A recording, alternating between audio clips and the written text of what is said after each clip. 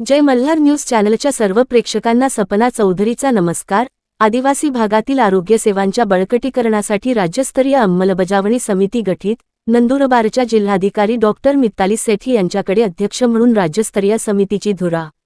राज्यातील आदिवासी व दुर्गम भागांतील आरोग्यविषयक समस्यांचा सखोल अभ्यास करून त्यावर प्रभावी उपाययोजना राबविण्यासाठी नंदुरबारच्या जिल्हाधिकारी डॉक्टर मिताली सेठी यांच्या अध्यक्षतेखाली राज्यस्तरीय अंमलबजावणी समिती गठीत करण्यास शासनाने मान्यता दिली आहे।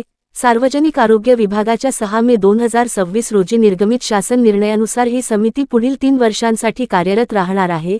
राज्यातील आदिवासी भागांमध्ये माता व बालमृत्यू, कुपोषण, सिकलसेल, ॲनिमिया, मलेरिया, डेंग्यू यांसारख्या आजारांचे वाढते प्रमाण, तज्ज्ञ मनुष्यबळाची कमतरता तसेच रस्ते, पाणी, वीज आणि आरोग्य सुविधा यांसारख्या मूलभूत पायाभूत सुविधांतील अडचणी लक्षात घेऊन शासनाने यापूर्वी डॉक्टर मिताली सेठी यांच्या अध्यक्षतेखाली राज्यस्तरीय अभ्यास समिती स्थापन केली होती।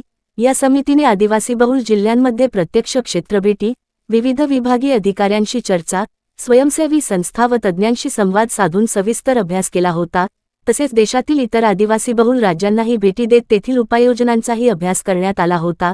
समितीने सादर केलेल्या अहवालात आदिवासी भागांतील आरोग्य सेवा, पोषण, माता, बाल आरोग्य, आपत्कालीन वाहतूक व्यवस्था, आरोग्य मनुष्यबळ, माहिती प्रणाली, स्वच्छता, पाणीपुरवठा, शिक्षण व उपजीविका यांसारख्या विविध विषयांवर ठोस शिफारसी करण्यात आल्या आहेत।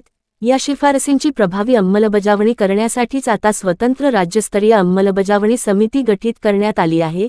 या समितीच्या अध्यक्षपदी जिल्हाधिकारी डॉक्टर मिताली सेठी यांची नियुक्ती करण्यात आली असून जळगाव, गडचिरोली, गोंदिया आणि नांदेड जिल्हा परिषदांच्या मुख्य कार्यकारी अधिकाऱ्यांचा सदस्य म्हणून समावेश करण्यात आला आहे। नाशिक मंडळाचे उपसंचालक आरोग्य सेवा डॉक्टर कपिल आहेर हे सदस्य सचिव म्हणून काम पाहणार आहेत। सदर समिती राज्यातील सर्व 16 आदिवासी बहुल जिल्ह्यांसाठी कार्य करणार असून आरोग्य सेवा, पोषण, सिकलसेल नियंत्रण, मनुष्यबळ उपलब्धता, आंतरविभागीय समन्वय यांसारख्या विषयांवर प्राधान्यक्रम निश्चित करून अंमलबजावणी प्रक्रियेचा नियमित आढावा घेणार आहे। तसेच आवश्यकतेनुसार क्षेत्रभेटी, फोकस ग्रुप चर्चा, आढावा बैठका, उपसमित्या आणि अभ्यास गट स्थापन करण्याचे अधिकारही समितीला देण्यात आले आहेत। दरमहा किमान एक बैठक घेण्यात येणार असून सार्वजनिक आरोग्य विभागाच्या प्रधान सचिवांच्या अध्यक्षतेखाली दर 3 महिन्यांनी समितीच्या कामकाजाचा आढावा घेतला जाणार आहे। शासनाच्या विविध विभागांमध्ये समन्वय साधून आदिवासी भागांतील आरोग्य सेवांमध्ये मूलभूत आणि दीर्घकालीन सुधारणा घडवून आणण्यासाठी ही समिती महत्त्वाची भूमिका बजावणार असल्याचे शासन निर्णयात नमूद करण्यात आले आहे। सपना चौधरी, जय मल्हार न्यूज, नंदुरबार। शासनाने एक ट्रायबल हेल्थ मध्ये अभ्यास करण्यासाठी एक कमिटी तयार केली होती। त्याची रिपोर्ट, त्या कमिटीची मी अध्यक्ष होती।